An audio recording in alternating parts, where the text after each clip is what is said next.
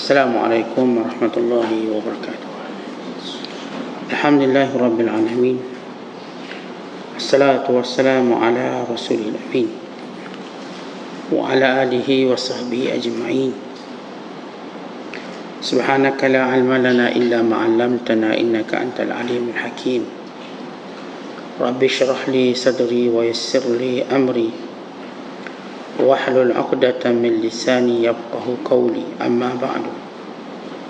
Qala al-musannifu rahimahullahu ta'ala wa nafa'ana Allahu bihi wa bi'ulumihi fid dharain amin. Kita berkata Imam al-Allamah Syekh Abdul Qadir Al-Jilani, semoga Allah Ta'ala merahmatinya dan kita mendapat manfaat serta barakah ilmunya.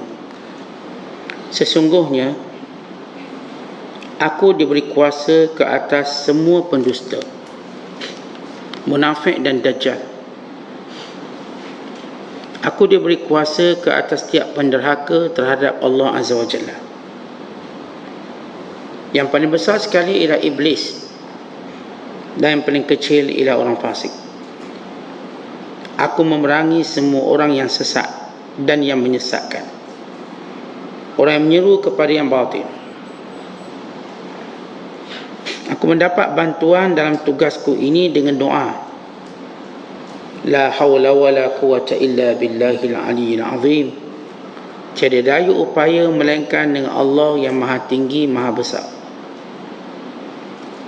Barangkali nifak itu telah bertumbuh di hatimu, jadi engkau sekarang perlu kepada Islam lagi serta bertaubat dan memutuskan dirimu dari sifat riya. Jika apa yang aku buat ini datangnya daripada Allah Ta'ala, maka dia akan berkembang, membesar dan tersebar. Dia akan berdiri di atas kedua kakinya dan akan terbang dengan sayap-sayapnya ke atas sekalian manusia, memasuki rumah-rumah mereka, dan mereka bakal melihatnya dengan mata dan hati mereka. Akan tetapi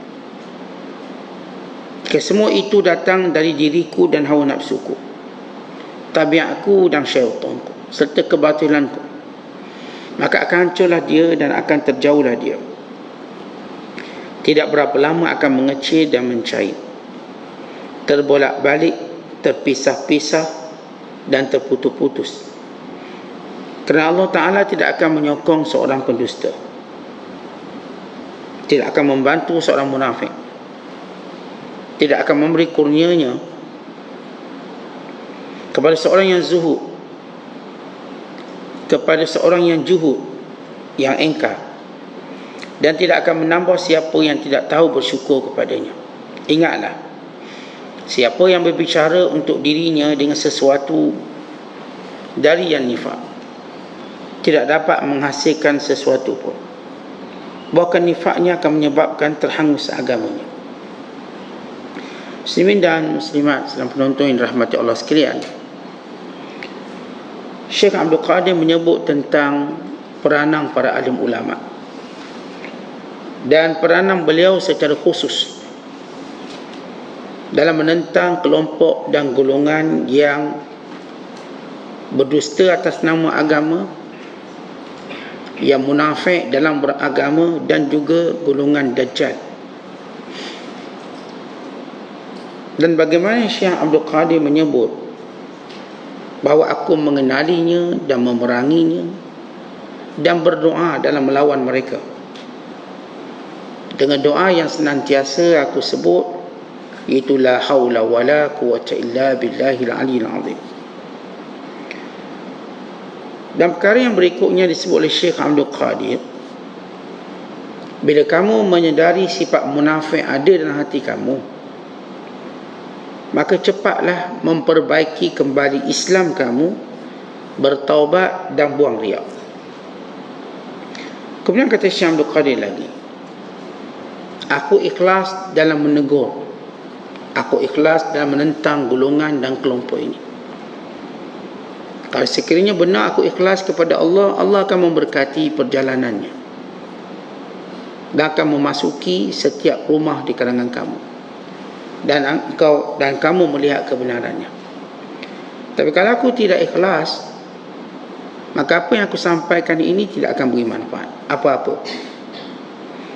Kemudian Syekh Abdul Qadir menyebut, siapa yang berbicara dengan nifaq, ia ni tidak berbicara ikhlas kerana Allah, melainkan Allah SWT akan jadikan agamanya sendiri akan binasa. Tujuannya untuk membina agama orang lain tetapi dengan sifat nifaq, maka dia sendiri yang akan binasa. Ini beberapa perkara yang disebut oleh Syekh Abdul Qadir Al-Jilani bila beliau menyebut tentang aku diberi kuasa atas semua pendusta. Baik, diberi kuasa atas semua pendusta dengan maksud menentang mereka dan mengenali mereka. Bila Nabi SAW menyatakan innamal ulama warathatul anbiya, ulama waris Nabi,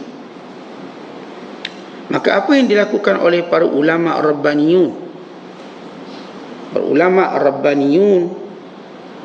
mereka mempunyai 4 sifat yang utama.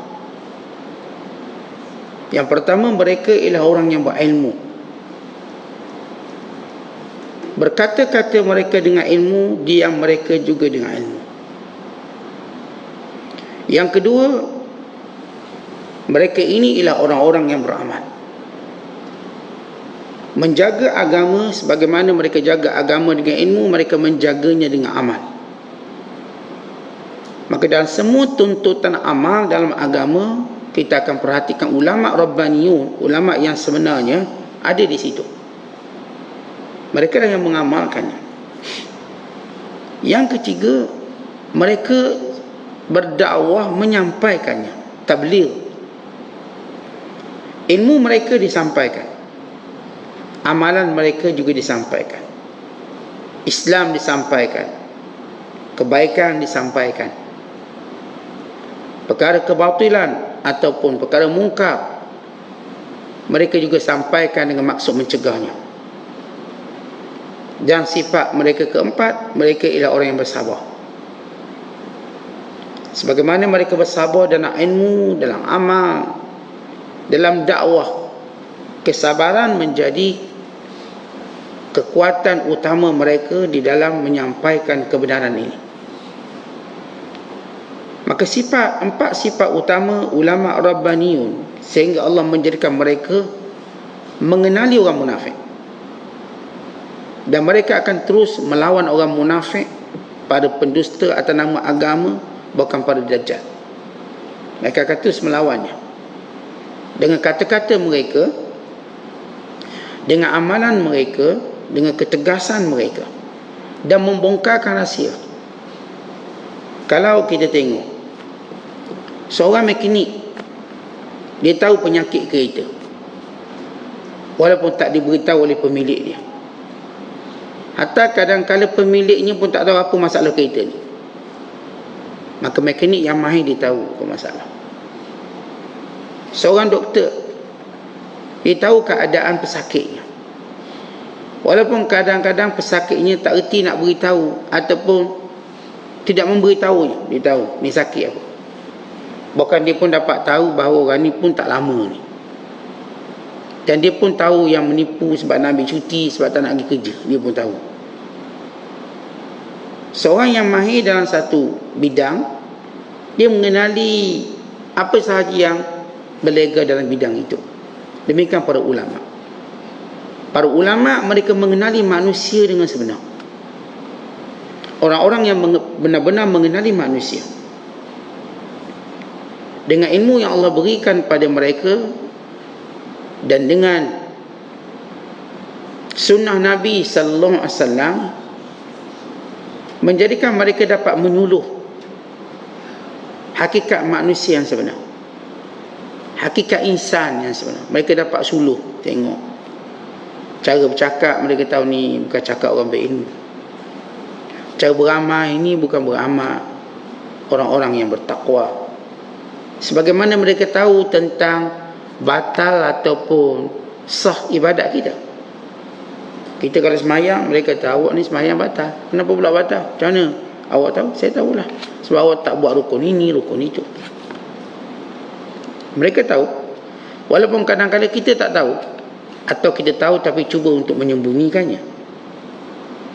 Sebagian ulama mereka tahu tentang manusia melalui rukun dan syarat ibadat. Dan sebahagian mereka mengetahuinya melalui firasat dan kasyaf. Dan sebahagian mereka mengenali mereka dengan tutur kata dan bicara serta perbuatan. Mereka tengok cara bercakap, mereka tahu. Kerana percakapan ini pernah dipertuturkan oleh orang-orang dahulu.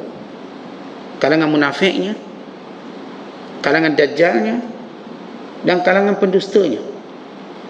Kata awak sebut ni sama. Macam Abu Jahal dulu disebut, Abu Lahab dulu disebut. Maka ia perkataan yang sama. Oleh sebab itu kata Syekh Abdul Qadir, aku, Allah beri aku kuasa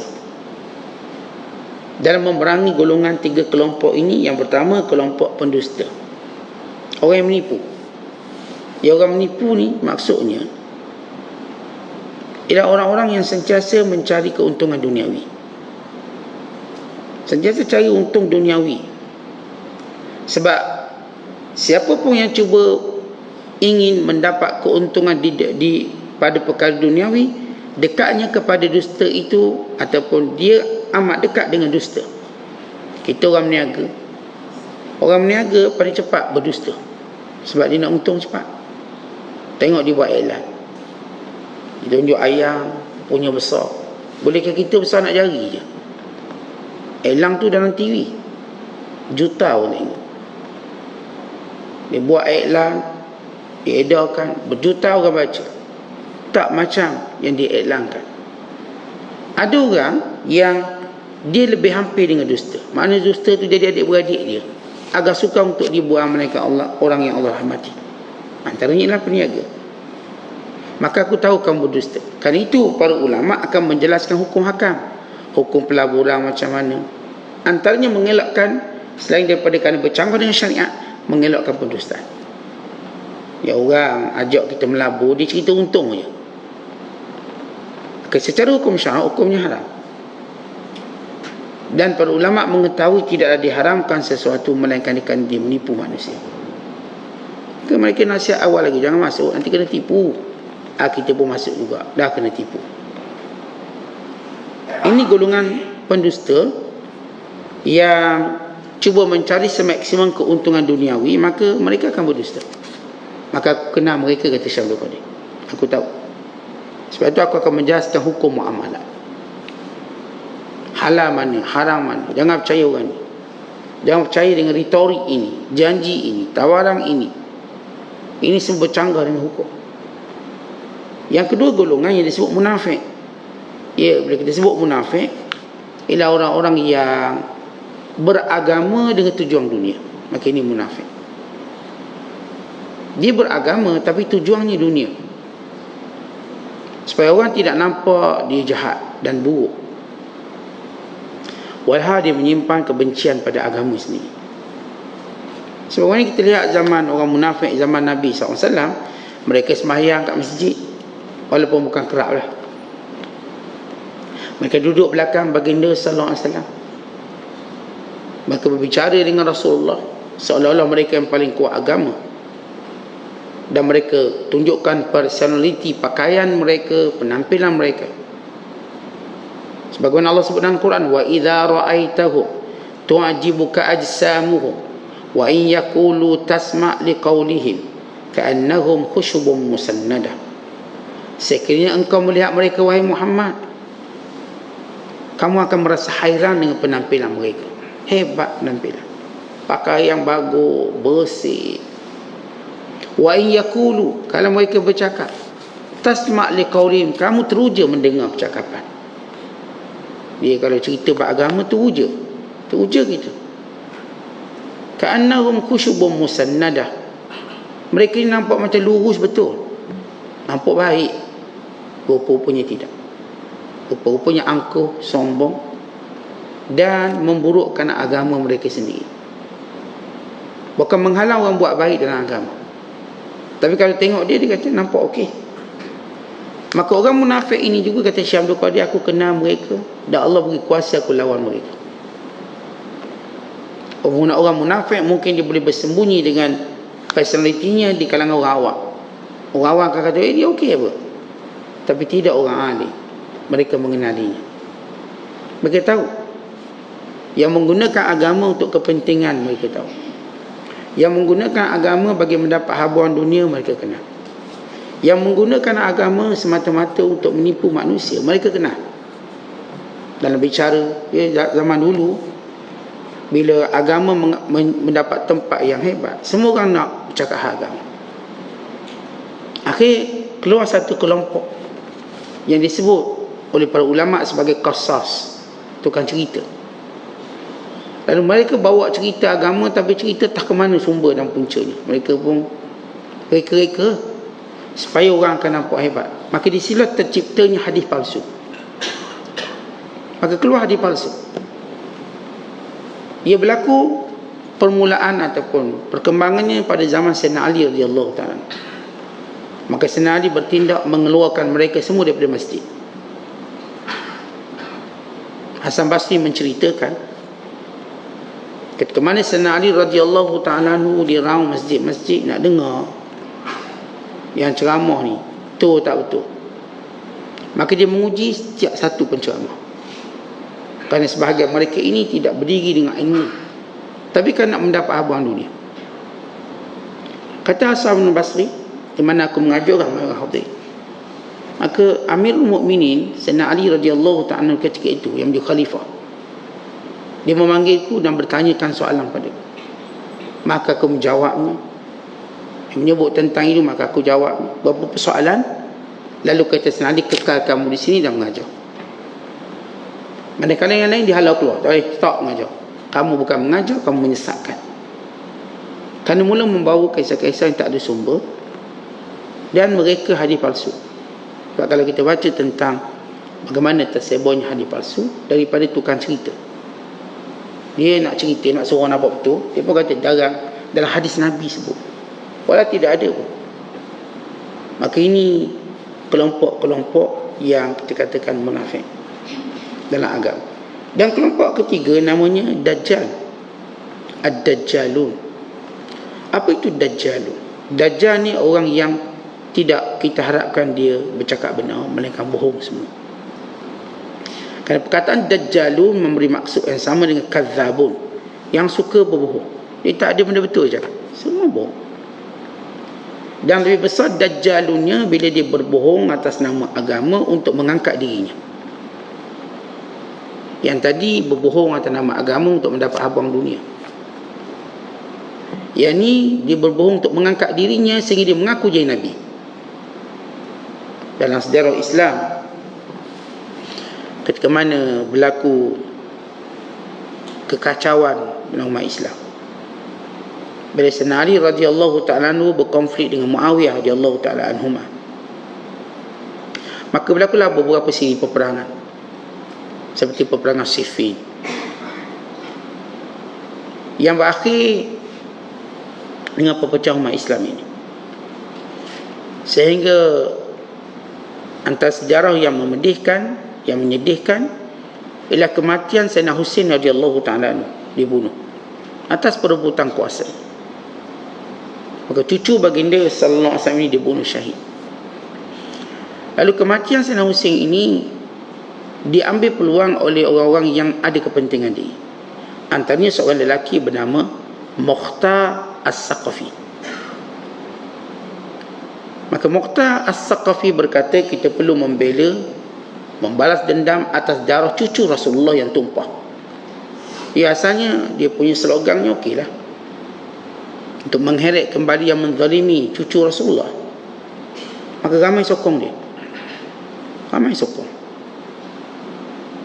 Para pemimpin kalau slogannya betul, maka rakyat dengan mudah sokong.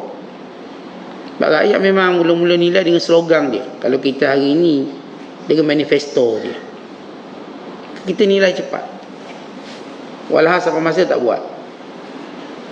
Maka ini Mukhtar As-Saqafi, dia mula mendapat sokongan yang ramai sehingga sampai peringkat Jumlah tenteranya hampir 90,000 orang. Satu jumlah yang besar.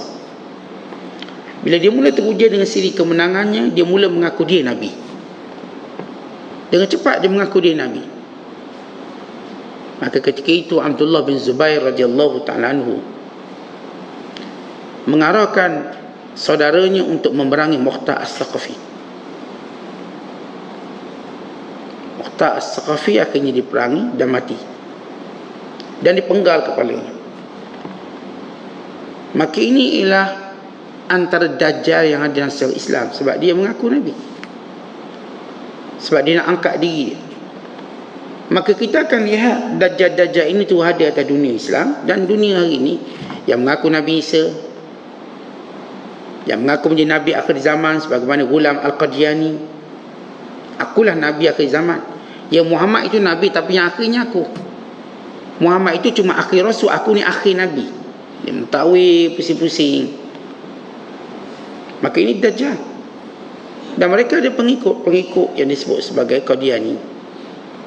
Di Malaysia mereka ada, di Singapura mereka ada, di India tempat lahirnya ajang Qadiani, di Amerika Syarikat mereka ada satu yang disebut sebagai organisasi atas nama kebajikan, yang hari ini dikuasai oleh cucu kepada Ghulam Al-Qadiani, Ahmad Al-Ghulam Al-Qadiani, Ghulam Ahmad Al-Qadiani. Maka ini Dajjal. Maka Nabi SAW menyatakan sebelum keluar Dajjal akan keluar dahulu 30 Dajjal pembohong. Ya, Dajjal yang pertama lahir pada zaman Nabi SAW, yang bernama Musailamatul Kadzdzab, mengaku jadi Rasul. Sebab Dajjal ni dia akan mengaku tahap paling tinggi dalam agama untuk dihormati. Mula dia mengaku dia pandai alim, kemudian dia mengaku dia lah mujaddid, kemudian dia mengaku dia lah Imam Mahdi, kemudian dia mengaku dia lah Nabi Isa, kemudian mengaku dia lah Nabi. Kalau kita tengok flow perjalanan pada Dajjal sama. Ini Musailamatul Kadzdzab, Al-Aswadul Ansi, Tulaiha Al-Asadi, Sijaj, dan kemudian zaman berikutnya Ghulam Ahmad Al-Qadiani, sebelum itu Muqta' As-Saqafi. Semua mereka mula mengaku satu tahap tertinggi dalam agama. Macam kita kat Malaysia, datang Ayah Peng mengaku dia lah reka semua agama. Sebenarnya saya lah reka semua agama ni. Maka Dajjal baru keluar. Bayangkan kalau dekat Malaysia ni pun boleh keluar Dajjal, kat lain sebentar lagi lah. Kerana kata-kata kat Malaysia ni tuan-tuan, walaupun orang cahaya jarang nak mengaku jadi Nabi Rasul, tapi berlaku juga. Dia ada seorang tu mengaku Rasul tapi dah letak jawatan, tak apalah letak jawatan lah. Dia tak tahan kena asak, saya dah letak jawatan. Dia baca surah Yasin je, dia kata dia Nabi dah. Sebab apa? Dia sebut innaka laminal mursalin, sesungguhnya engkau di kalangan orang Rasul yang diutuskan. Tengok, Allah dah sebut aku ni. Orang asak-asak tak lama, kemudian soal siasat dia pun dah, saya dah letak jawatan, saya tak nak lagi jadi Rasul. Berat rupanya. Maka ini Dajjal. Maka kata Syekh Abdul Qadir, 3 golongan ni aku kenal belaka dan aku lawan mereka, dan Allah beri aku kekuasaan melawan mereka. Apakah dimaksudkan kekuasaan yang disebut oleh Syekh Abdul Qadir? Yang diberi ilmu mengenali mereka, diberi ilmu untuk menghujahi mereka, diberi ilmu untuk menelanjangkan segala kebohongan, keduk kebohongan mereka, dan diberikan aku firasat untuk mengetahui nawaya khafiyah, niat-niat tersembunyi mereka. Dia benda niat ni kita tak tahu, tapi bila Allah nak zahirkan niat orang tu, Allah Ta'ala beritahu pada hamba yang tertentu, maka aku tahu niat buruk dia. Untuk apa dia ni? Dia ni nak ke mana? Tetap pernah di Indonesia berlaku satu ketika, seorang dia mengaku dia ni keturunan pada Hamka. Bahkan dia mendakwa salah satu keluarga yang rapat, yang dekat. Maka dia pun bina satu pesantren. Orang pun kena boya Hamka, mereka pun masuk, anak-anak. Rupanya dia seorang Kristian yang cuba murtadkan orang Islam dari dalam dengan menggunakan personality Buya Hamka.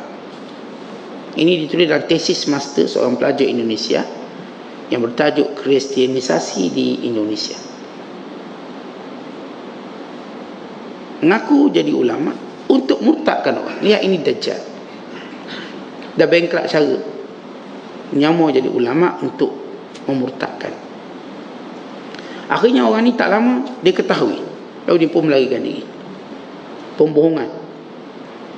Maka Allah Ta'ala tunjuk oleh lidah para ulama yang benar, para ulama yang soleh, dan mereka ini tahu cara nak lawan orang ni.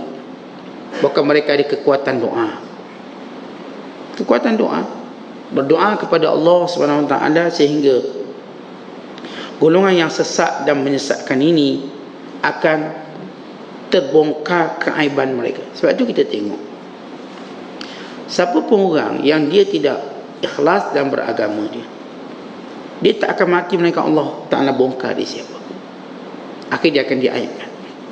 Siapa pun dia, walaupun dia nampak bagus, maka Allah akan bongkar keaiban dia, menampakkan keaiban sehingga dia ketahui siapa dia dalam agama ini.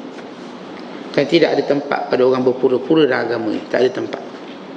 Tidak ada tempat kepada orang yang tidak ikhlas. Tidak ada tempat kepada orang yang cuba mempersendakan agama. Itu tuan-tuan sekalian, kita mungkin ada buat salah dosa, maksiat. Maka itu seperti perkara yang kita tak mampu elak. Tetapi jangan berpura-pura dalam beragama. Jangan berbohong. Kita mungkin ada kelemahan, kekurangan tertentu, tapi jangan berbohong atas nama agama dengan apa cara sekalipun. Kerana semua ini akan membinasakan kita. Kemudian Syekh Abdul Qadir sebut, sifat munafik, barangkali sifat munafik ada dalam diri kamu. Barangkali tuan-tuan ada hal-hal agama kita tak buat kerana Allah sungguh-sungguh. Ada hal-hal agama yang kita tak buat kerana Allah sungguh-sungguh sebab kita ni mengaji sedap, kita suka pujian orang lebih daripada mencari pahala dalam bacaan. Kita, tuan-tuan sekalian, boleh ceramah, boleh menyampaikan, tapi kadang-kadang kita lebih suka orang meminati kita daripada beramal dengan apa yang terkandung dalam apa yang Allah sampaikan melalui lidah kita. Maka ini merupakan bibit-bibit nifak. Sebab itu apa pun kita nak buat, baik yang memberi nasihat, baik orang yang beribadat, baik orang yang menguruskan agama Allah ini, ikhlaskan diri kita sungguh-sungguh. Jangan biar lalang-lalang nifak tumbuh dalam diri kita. Ni nifak ni, dia macam lalang. Tuan-tuan tak tanam pun dia tumbuh, tuan-tuan tak baja pun dia tinggi dan subur. Padahal kita tak pernah jemput dia. Kita pun tak pernah pun tabur benih lalang. Hatta siram dia pun tak pernah. Sebetulnya nak baja, tapi dia subur sehingga menutup permukaan tanah sebenar. Ini kita tengok tanah-tanah tebiak ni, lalang dia punya tinggi, hapus kepala. Lalang dia. Siapa tanam? Tak ada orang tanam. Siapa baja? Tak ada orang baja. Siapa siram? Tak ada orang siram. Tapi suburnya menghijau. Begitu sifat munafik. Dan munafik ni, kalau kita tak cantas dia, kalau kita tak racun dia, dia akan tumbuh macam lalang. Maka apa yang patut kita buat? Pertama ialah dengan jaga Islam kita sungguh-sungguh. Islam jaga. Apa itu Islam? Jadi jaga ibadat kita. Allah Ta'ala ciptakan manusia dan jin. Allah jadikan makhluk-makhluk Allah atas muka bumi ini, khususnya manusia dan jin, untuk dua perkara. Satu perkara, manusia dan jin sama-sama melakukannya, iaitu beribadat. Allah berfirman, "Wa ma khalaqtul jinna wal insa illa liya'budun." Tidak aku jadikan jin dan manusia melainkan menyembahku. Yang kedua, Allah jadikan makhluk Allah ini satu lagi tugas. Tapi ini cuma khusus pada manusia, bukan untuk jin. Apa dia? Menjaga dunia ini. Khalifah. Jin dengan manusia sama, dia suruh beribadat. Kita kena ibadat, semayang kena sama. Tapi dalam bab memerintah dunia bukan jin. Jin tak boleh merintah. Yang memerintah ialah manusia. Jin dia tak boleh jadi, dia tak boleh arah manusia. Tetapi manusia yang mengarahkan jin. Sebab itu jin bila cuba mengarahkan manusia, manusia jadi bodoh dan gila. Tengok orang kena rasuk jadi bodoh. Manusia bila mengarahkan jin, jin jadi mulia. Dia tak jadi gila jin tu. Sebab manusia dia tak rasuk jin. Jin ni dia rasuk manusia. Manusia yang patut normal dia tak normal. Macam mana kalau seorang merintah menjadikan rakyatnya tak normal? Maka ini bukan pemerintah betul. Sebab itu jin ni tak boleh memerintah. Walaupun nama dia Raja Jin. Ni Raja Jin. Ya, dia Raja Jin. Duduk sini, dia cuma kuli je. Dia kena dengar perintah saya. Bukan saya dengar perintah dia. Saat ini perintah Raja Jin kita kena buat. Tak ada perintah Raja Jin untuk saya buat. Tapi dia yang kena dengar perintah saya. Kalau saya kata awak keluar dari tempat ini, tempat manusia bukan tempat awak. Sebab tu tuan-tuan, manusia boleh halau jin, tapi jin tak boleh halau manusia. Manusia cuma lari dari jin, tapi bukan kena halau, lari takut sehingga dia jumpa orang berani untuk halau jin. Manusia boleh menghalau jin mana pun jin duduk. Kenapa? Kerana semua bumi ini Allah dah gazetkan untuk manusia, bukan untuk jin. Sebab tu jin duduk kat hutan, tapi kalau kita dah terang buat projek perumahan, jin kena keluar. Jin kena pindah, ya kena pindah. Kerana kedudukan jin dia lebih teruk pada setinggan. Setinggan tu ada hak lagi nak bertahan. Jin tak ada hak. Allah dah tetapkan dunia ini milik manusia. Kalau jin tu duduk kat gunung, kita pun buat rumah kat gunung, jin pun kena keluar, cari tempat lain. Kalau nak duduk diam-diam, jangan kacau. Kalau kacau kena pelempang. Duduk diam-diam, dengar kuliah juga. Maka jin pun duduklah kat pondok dengar kuliah. Kacau jangan, malaikat kamu akan diperangi. Di laut tempat jin. Tapi kalau manusia berhajat kat laut tu, kat pulau, manusia buat rumah, dia pun kena lari. Maka duduklah tempat yang manusia tak mungkin sampai. Laut Atlantik, Pasifik, tengah-tengah tu kita tak sampai. Tapi tempat tepi-tepi laut ni, manusia dah sampai belakang. Semua dah buat resort, cele-cele belakang. Maka jin kena keluar, cari tempat lain. Kenapa? Kerana itu ketetapan Allah. Khalifah hak mutlak manusia, bukan jin. Ibadat hak berkongsi manusia dan jin. Bila kita buat masjid, maka jin pun boleh datang solat. Maka kita tak boleh kacau, dia nak solat. Dia nak datang kuliah, maka boleh. Tapi jangan dia rasuk orang je. Dalam kuliah dia rasuk. Pernah satu ketika pada zaman seorang ulama namanya Abdul Wahab Asy-Sya'rani. Anwar Asy-Sya'rani dia tengah mengajar, tiba-tiba ada seorang kerasukan. Dan bila rasuk tadi, dia pun tanya soalan. Lalu kata Syekh Abdul Wahab, kamu ni kalau nak tanya soalan jangan rasuk orang. Jangan rasuk orang. Sebab dia nak tanya soalan pada ulama, dia kena rasuk. Maka tanya. Sebab tu kadang-kadang kena rasuk, dia tanya soalan tu, dia tanya. Baik-baik tuan-tuan tanya sebelum kena rasuk. Tanya. Akhirnya kata Abdul Asy-Sya'rani gini, kamu jangan rasuk manusia, aku buat satu kelas khas untuk kamu, jin je hadir. Tak payah rasuk siapa-siapa. Ini kisah masyhur antara Abdul Asy-Sya'rani dengan jin. Boleh. Sebagaimana berlaku zaman Nabi SAW, Nabi mengajar jin. Ya benar, manusia, jin mengambil manfaat yang banyak daripada ilmu manusia berbanding manusia mengambil manfaat ilmu jin. Kita tak banyak ambil manfaat ilmu jin. Yang ambil manfaat tu untuk bomoh je. Itu pun pada ilmu-ilmu nak, itulah gaduh orang. Bak bergaduh, bak sihir-sihir. Tapi hal lain tak boleh minta jin ajar cara nak buat handphone, tak pandai dia. Tak jin ajar lah cara macam mana nak suruh kebun ni biar buah subur sikit. Tak boleh. Kena kursus dekat Belanda juga, kat Thailand juga. Jin tak boleh ajar. Ni nak ternak kambing biar banyak, belajar dengan jin lah, jin ajar. Tak jadi. Sebab jin tidak menguasai ilmu khalifah. Yang menguasai ilmu khalifah, buat bangunan tinggi-tinggi manusia. Buat kenderaan canggih-manggih manusia. Jin sentiasa tumpang. Jin pun tumpang naik kapal terbang. Tumpang. Dan kapal terbang pun dia. Dia tumpang rumah banglo. Tapi dia nak buat, dia tak pandai. Sebab apa? Dia bukan khalifah. Maka dia tumpang dalam semua. Apa yang manusia buat? Dia makan makanan manusia. Dia mengambil manfaat daripada apa yang dibuat oleh manusia. Dia duduk di bumbung-bumbung rumah kita. Kita buat rumah, dia duduk kat atas bumbung. Itu kalau bumbung bunyi macam-macam, biarlah dia. Dia duduk kat atas.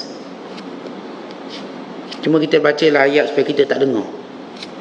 Bendanya memang ada. Nabi SAW menyebut, di setiap bumbung-bumbung penduduk Madinah itu ada jin yang tinggal. Ada jin yang tinggal. Kalau kita dengar, setakat dengar tak bumbung, tak payah ada jin tinggal. Maka dia tengah kemas lah tu, biarlah dia. Tapi kalau takut sangat, bacalah ayat Quran. Kalau tak takut, biar je. Tak ada. Tapi ini hakikat dari sudut hikmah kejadian manusia dan jin.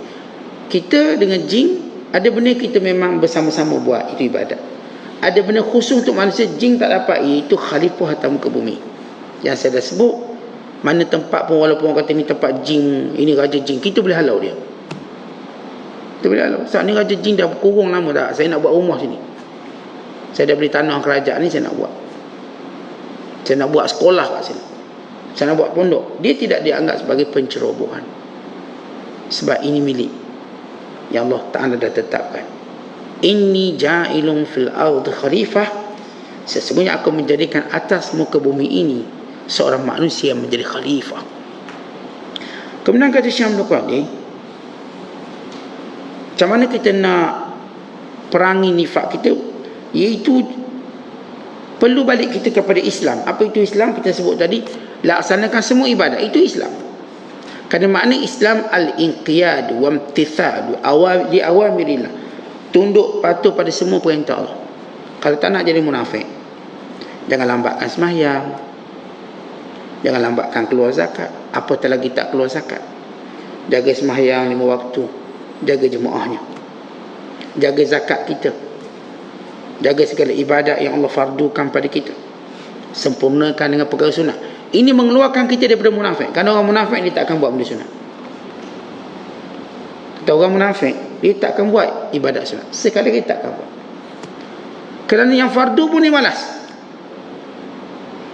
Wa idza qamu ila salah qamu kusala. Kalau mereka bangun untuk mendirikan solat fardu, mereka bangun dengan sifat malas. Jadi macam mana kita nak keluar, nak buang bibit-bibit nifak? Kita sembahyang jaga elok-elok, bukan sembahyang sunat. Kata siapa yang solat sunat, Allah pelihara dia daripada sifat munafik. Siapa yang solat berjemaah, Allah pelihara daripada sifat munafik. Siapa yang datang ke masjid, Allah pelihara sifat munafik. Siapa pun yang buat benda ni akan orang munafik, tak akan buat. Siapa pun yang menuntut ilmu, Allah buang dia sifat munafik. Kadang orang munafik tak akan belajar. Sebut je orang munafik, dia tak akan habis, dia tak akan belajar, melainkan bila dia terperangkap tak boleh keluar. Rasulullah SAW bila mengajar, kadang-kadang orang munafik ini tak sempat nak keluar. Akhirnya mereka tunduk dengar, tapi bukan untuk mendengar. Mereka bukan jenis orang yang belajar. Maka bila kita nak buang bibit-bibit munafik, saya dah sebut tadi, jaga perkara sunat. Bermula daripada jaga segala kefarduan, perintah dan larangan, dan jaga perkara sunat, dan jaga menuntut ilmu. Nasihat Allah selamatkan kita dari sifat munafik. Yang kedua, kata Syekh Abdul Qadir, bila mana kamu senantiasa bertaubat, maka tak ada munafik. Orang munafik tak akan bertaubat, tak akan. Yang bertaubat ialah orang yang Allah sayang. Allah tak sayang orang munafik, Allah sayang orang bertaubat. Sebab itu kata Allah, innallaha yuhibbut tawabin. Allah suka orang bertaubat. Sebab kalau lidah kita sentiasa sebut astaghfirullah, dan kita dalam kehidupan sentiasa tahu kita ada dosa. Dosa kita pada pasangan, dosa kita pada anak-anak, dosa kita pada jiran tetangga, dosa kita pada orang yang berurusan kita, apatah lagi dosa kita dengan Allah. Maka kita tahu, menyebabkan kita mengambil kesempatan waktu mustajab, doa mustajab, tempat yang berkat untuk memohon ampun. Sebab itu dalam doa orang beriman tak akan sunyi daripada mohon ampun pada Allah. Walaupun kita doa minta tu, minta ni, yang paling utama kita minta, ya Allah ampunkan dosa kami. Ampunkan dosa kedua ibu bapa kami. Ampunkan saudara-saudara kami. Ini orang beriman yang tidak ada bibit nifak dalam dirinya sebab dia suka beristighfar. Sebab kita dah sebut orang munafik tak akan mau ampun. Yang ketiga kata Syekh ialah dengan memutuskan dirimu daripada sifat riak. Tentang kita cuba menangani sifat riak. Kerana orang-orang munafik sifatnya riak. Ya Ustaz, hari ni ada Facebook, ada TikTok, macam boleh riak. Tentang kita kena faham makna riak tu dulu. Apa maksud riak? Apakah kalau kita ingin dikenali terus jadi namanya riak? Tidak. Untuk dikenali, biar orang tahu kita, biar tahu kita punya produk, biar orang tahu tentang apa yang kita buat. Ia tidak secara mutlak makna riak. Riak ini tuan-tuan dalam hal ibadat, bukan dalam hal baju lawa, kereta lawa. Oh, riak lah tu ada kereta baru. Tak, itu tidak termasuk dalam makna riak. Lagi mana kita tak menghina orang lain. Saya ada kereta bagus, saya pun tunjuk rumah saya bagus, saya pun tunjuk perniagaan saya bagus. Apakah itu riak? Tak. Riak bukan pada urusan duniawi. Riak pada urusan ibadat ukhrawi. Bila sahabat kata, ya Rasulullah, seorang suka baju cantik, kasut dia cantik, apakah dia riak? Nabi kata bukan. Itu fitrah.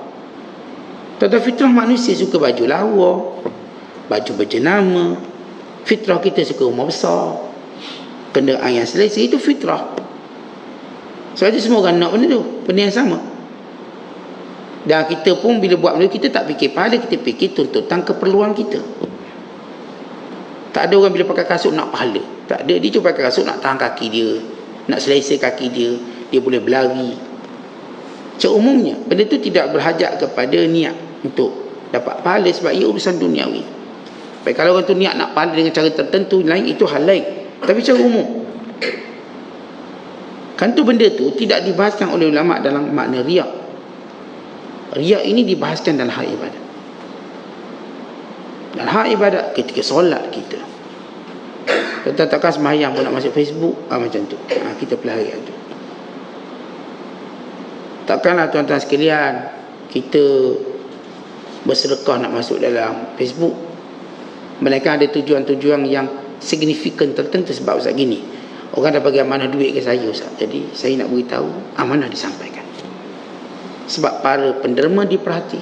Sebab hari ni tuan-tuan, kalau tak sebut dalam Facebook, orang tak tahu kerja ke tak kerja.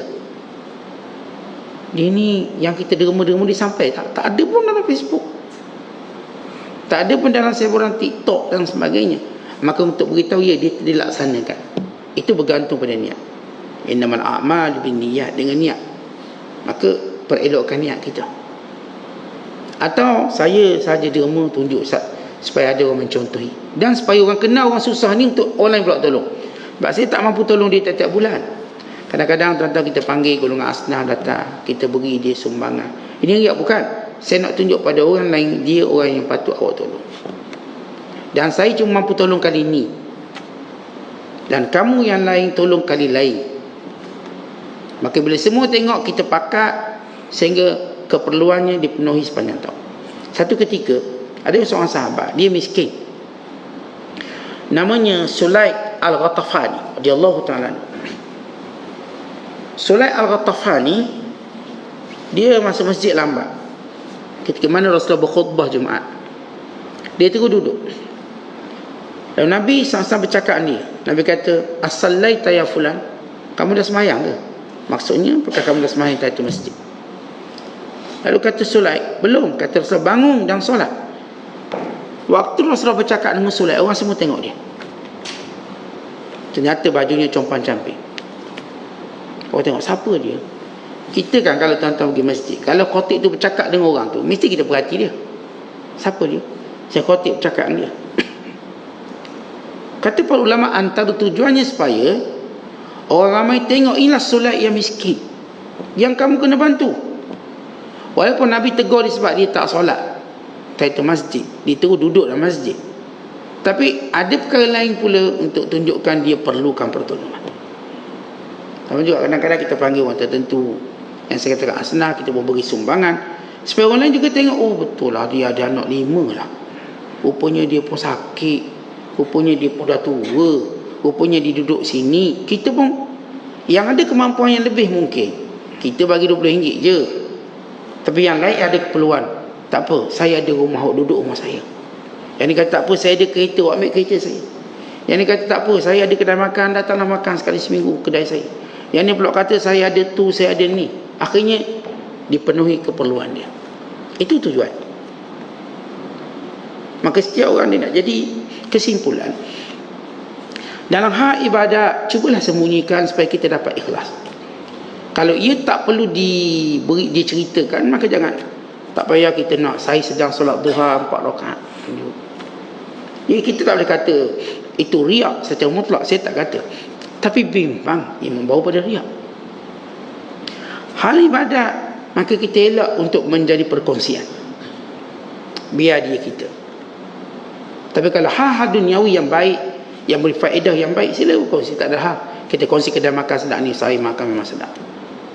Kedai ni saya makan sup tulang dia, tulang pun boleh makan, tulang pun lembut. Kita pun promo. Ataupun kita gini, kedai basikal bagus, harga dia bagi murah, beli satu dapat satu, cuma dapat percuma pula, dapat hadiah.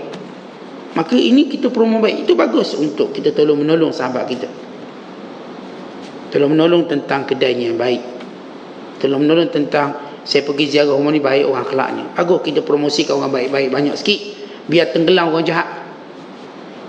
Biar orang nampak dunia ni penuh orang baik, bukan penuh orang jahat. Maka kita pun pasal ni, alhamdulillah saya ziarah orang ni, baik layanan dia, bagus, saya suka. Maka tak ada masalah. Yang berkait dengan ibadat kita, yang ni kita cuba elakkan. Tapi kalau orang tu buat, kita telah tak kata dia riak, kita tak boleh kata. Sebab saya dah sebut riak ni dia dengan Allah, bukan dia dengan kita. Saat dia semayang, letak teripung depan sah, tak teripung, nanti dia pun upload solat maghrib diimami oleh sekian-sekian. Oh riak dia ni, tak tuan-tuan, riak dia dengan Allah. Saya tak nak bicara riak itu, tapi dia bicara sendiri dengan Allah. Apakah awak buat tadi tujuannya? Satu tujuan kita nak menghidupkan syiar. Saya nak tunjuk bacaan Quran yang betul supaya orang dapat ikut. Saya nak tengok, saya nak tunjuk betapa indahnya Quran itu dibaca. Tadi itu niat dia. Tetapi kita seboleh-bolehnya mengelakkan semua sebab yang boleh membawa pada riak. Sebab itu kita tak cerita ke orang, semalam saya qiyamul lail, saya semalam saya baca Quran 2 juzuk, rasa tenang.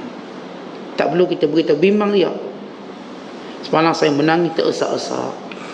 Kita cerita pada semua orang, bimbang riak, bimbang. Kita tak kata riak, saya dah sebut, kita riak dia dengan Allah.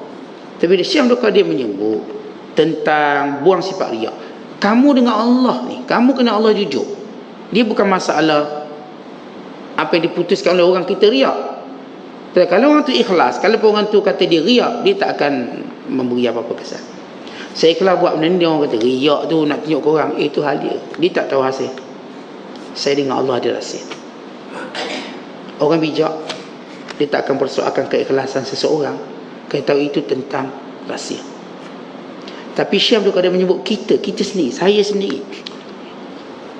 Apakah waktu saya buat ibadat ni saya riak? Saya sendiri, tuan-tuan sendiri, muhasabah diri sendiri maksudnya.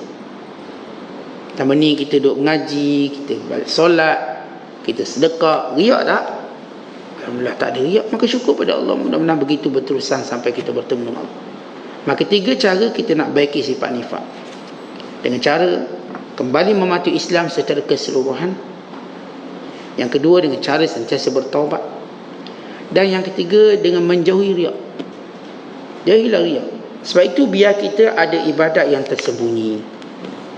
Dan banyak ibadat orang tahu tentang kita. Even isteri kita, biar ada ibadat yang isteri kita pun tak tahu.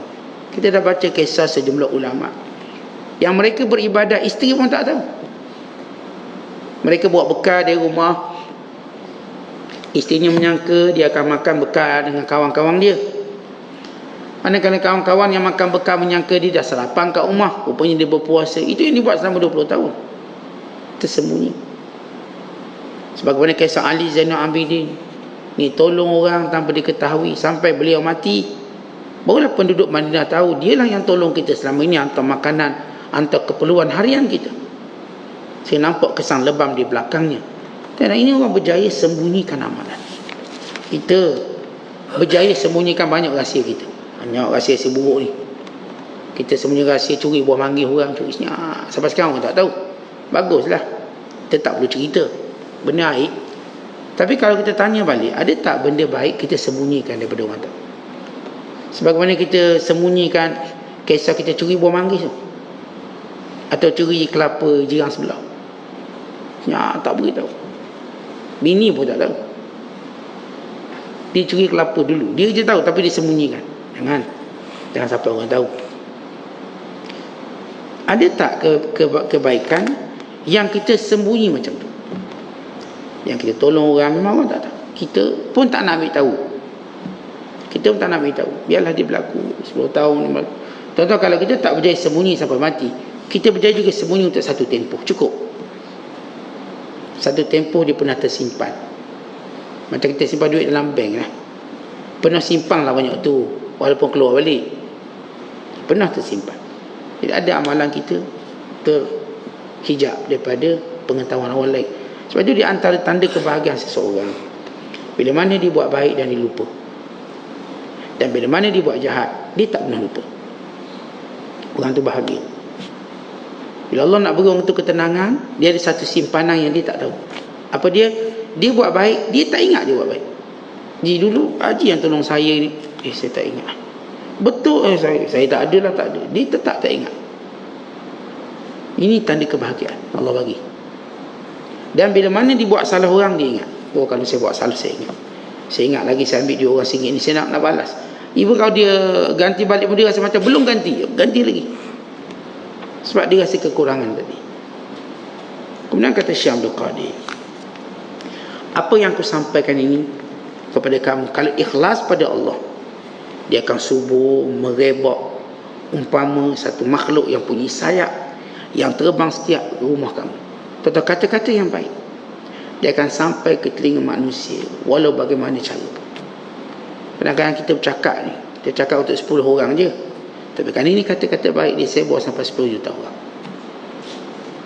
Baik, kata-kata ini ikhlas, dia tetap akan sampai walau berbeza kurun. Tentang kita kan sebut kata-kata Syekh Abdul Qadir Jailani ni bila?